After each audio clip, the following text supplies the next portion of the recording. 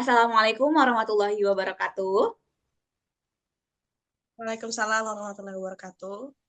Baiklah, perkenalkan saya Vika Humairah dari Prodi Pendidikan Bahasa Inggris. Di sini saya akan mewawancarai sebagai bentuk tugas dari interpreting dan saya akan mewawancarai teman saya sendiri di mana dia pernah mempunyai pengalaman sebagai interpreter dalam sebuah acara. Perkenalkan dulu nih. Oke, perkenalkan nama saya Anit Salama. Saya juga dari Prodi Pendidikan Guru Madrasah Ibtidaiyah, tepatnya di Universitas Islam Negeri Sultan Tohosifudi Jambi. Di sini saya juga sama dengan Vika di semester 7. Baik, bagaimana kabarnya Nit? Alhamdulillah agak pilek dikit, tapi ya semangat. Tetap semangat Nit. Semoga semuanya lancar dan diberikan. Amin. Baiklah, karena saya pernah mendengar Anit pernah berpengalaman sebagai interpreter atau menerjemahkan seseorang. Nih, lalu bahasa apa sih yang pernah kamu terjemahkan? Ya, biasanya bahasa asing itu dari bahasa Inggris atau bahasa Arab, saya terjemahkan ke bahasa Indonesia. Oh, berarti kamu menerjemahkan dari bahasa asing ke bahasa Indonesia, Iya. betul? Oh iya. Kalau boleh tahu berapa lama sih nih pengalaman kamu sebagai interpreter tadi, menerjemahkan seseorang tadi? Berapa lama gitu? Halo?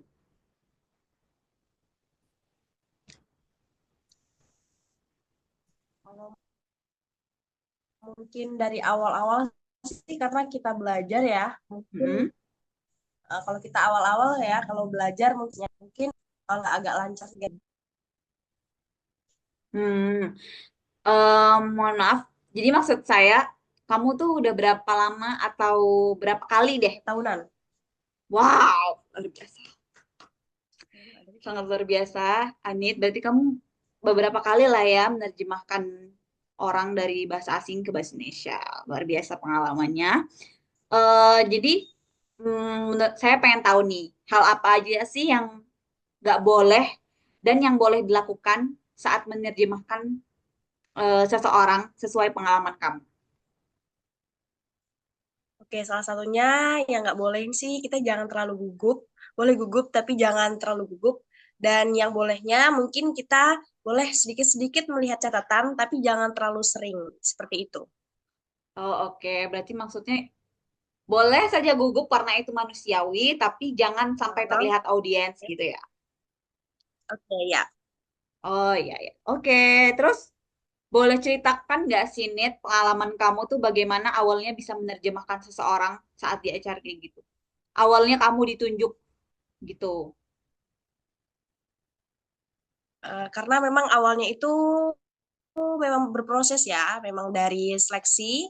Nah, di situ memang memang lagi dari guru dan murabinya menunjuk saya dan saya pun jadi terlatih dan ingin mencoba, mencoba dan mencoba dan akhirnya bisa dan nggak terlalu bisa sih, tapi insya Allah bisa. Oh iya, berarti awalnya kamu itu seleksi. Oh, mungkin boleh ceritakan, Nit. Kan kamu tadi Hmm. kan maksudnya seleksi. Seleksi apa nih, teman-teman? Mungkin Bapak dosen belum tahu nih. Maksudnya seleksi apa? Kamu menjadi apa nih? Oke, awalnya sih karena gara-gara cita-cita ya. Nah, cita Ya. ingin berguna dan bermanfaat nih buat orang banyak. Tapi Hmm. maksudnya bukan jadi ceramah itu bukan. Tapi yang pentingnya kita berguna nih buat orang banyak. Mungkin salah satunya saya dikasih jalan menjadi seorang pembawa acara, bisa dibilang MC dan host itu bisa jadi. Nah, di situ pada saat saya mau di situ nggak bisa dong setiap proses tuh instan. Itu ada Ya, betul. prosesnya. Nah, di situ prosesnya nah dimaksudkan dengan saya seleksi. Itu seleksi pun bukan sekelas, ada teman sekelas, ada adik kelas dan kakak kating juga, ada kakak kelas. Ya, seperti itu. Oh, berarti kamu itu menerjemahkannya dalam bentuk sebagai pembawa acara gitu ya? Oke. Iya. Kalau boleh tahu, kan kalau sesuai saya yang tahu nih, eh, pembawa acara itu kan hanya bahasa Indonesia. Kok bisa ya kamu menerjemahkan dari bahasa asing ke bahasa Indonesia. Berarti apakah pembawa acara itu tidak hanya dibawakan oleh satu bahasa, apa gimana nih? Kalau pembawa acara tuh karena memang kita di Indonesia, kita sudah mengenal Inggris itu adalah bahasa nasional dan Arab tuh biasanya dengan identik dengan budaya Islam. Jadi dalam MC itu biasanya kita menerapkan tiga bahasa, bahasa Indonesia, bahasa Mandarin tuh enggak juga. Oh, berarti karena karena kamu di pondok, jadi akhirnya eh, dibudayakan untuk selalu membawa acara itu dalam tiga bahasa, gitu. Betul nih? Oke. Untuk Iya, pertanyaan iya, heeh. untuk pertanyaan selanjutnya nih, Betul. eh setelah kamu tahu nih kan tadi setelah tahap seleksi akhirnya kamu yang dipilih untuk menjadi pembawa acara dalam tiga bahasa. Nah, kira-kira apa yang perlu kamu persiapkan untuk biar bisa menjadi ya pembawa acara tiga bahasa profesional? Kira-kira apa aja yang kamu siapkan gitu? Banyak sih dari teks, terus belajar, pentingnya belajar, giat, terus bisa target juga. Walaupun kita sudah membuat banyak-banyak, tapi kalau tidak punya target, itu juga harus. Dan seharusnya kita juga punya pembimbing, punya guru, itu juga nggak hanya satu. Ada banyak gurunya, ada guru bahasa Inggris, bahasa Arab, dan bisa jadi bahasa Indonesia juga. Intinya belajar, belajar, giat, udah. Oke, kalau yang saya tahu kan kalau pembawa acara itu udah tertulis di teks nih ya. Tapi ada nggak sih saat kamu perform gitu, ada perubahan-perubahan runtutan acara. Nah, itu tuh bagaimana sih kamu mengatasinya? Kan sedangkan tadi diterjemahkannya dari bahasa asing ke bahasa Indonesia. Otomatis jika bahasa asingnya berubah, maka bahasa Indonesia yang kamu artikan juga berubah. Nah, bagaimana cara kamu mengatasi itu nih? Eh, Ya, itu mohon maaf. salah satunya adalah keterampilan ya.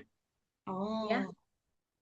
salah satunya kita punya keterampilan ligat dan itu bukan hanya intonasi, terus penekanan suara ataupun apa tadi untuk mengganti bahasa asing ke bahasa Indonesia, tapi kita juga ada keterampilan ligat di situ. Ah. Walaupun ya orang minta gini ganti jadwal ataupun ada kata-kata yang ada enak dan ada nggak enak itu kita terima semua. Tapi kalau ada jadwal yang berpindah, kita harus ligat, kita ganti Indonesianya dan Arab dan Inggris dia harus ligat dicari juga Oh bahasanya seperti iya, apa. iya. Berarti kamu mengatasinya ya harus dengan sergap atau ligat ya. Jadi yang tersampaikan ke audiens juga jelas gitu ya. Oke, Ya, tapi kalau sudah ke ya, ya ketika tapi kalau sudah ke gimana? ya Mau Vika. tadi terputus-putus nih. Oh iya, nambahin aja. Tapi kalau sudah kepepet biasanya dia Hmm? hanya dijelaskan untuk bahasa Indonesianya aja, Arab dan Inggrisnya mengikuti. Oh gitu, oke. Dari pengalaman kamu sebagai pembawa acara tiga bahasa, apa pelajaran apa sih yang bisa kamu ambil dari pengalaman-pengalaman kamu? Pelajaran atau value yang bisa kamu ambil untuk kehidupan kamu? Apa ya? Alhamdulillah puas dari segi apa ya? Yang dulu saya cita-citakan dari SMP kalau nggak salah saya sebut. Alhamdulillah di kuliah sudah mulai 10-20 kali sudah saya apa ya ikut tampil perform juga. Alhamdulillah apa ya sukses buat semuanya. Semua itu proses itu emang apa ya emang susah tapi insya Allah hasil itu nggak akan kemana. Semangat aja buat semuanya. Luar biasa teman saya ini, Masya Allah. Baiklah, Anit, terima kasih atas pengalamannya atau cerita cerita-cerita pengalamannya yang pernah menjadi seorang interpreter atau eh, menerjemahkan dari bahasa asing ke bahasa lokal, yaitu di mana kamu menerjemahkan bahasa Inggris, bahasa Arab ke bahasa Indonesia, yang di mana kamu itu sebagai pembawa acara. Terima kasih atas waktunya, Nit. Bila ada kesempatan lain, mungkin kita bisa berbincang-bincang lagi masalah pengalaman kamu, atau kamu bisa datang ke Jogja main-main. Amin. Insya Allah tahun depan habis Alhamdulillah. wisuda. Amin, amin, amin, amin, amin. Baik, terima kasih Anit atas waktunya. Selamat malam. Assalamualaikum warahmatullahi wabarakatuh. Waalaikumsalam warahmatullahi wabarakatuh.